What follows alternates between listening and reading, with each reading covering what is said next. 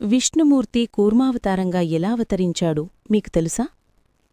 పూర్వం దేవతలు దానవలు కలిసి అమృతం కోసం క్షీరసాగరాన్ని మథనం చెయ్యాలని నిర్ణయించారు.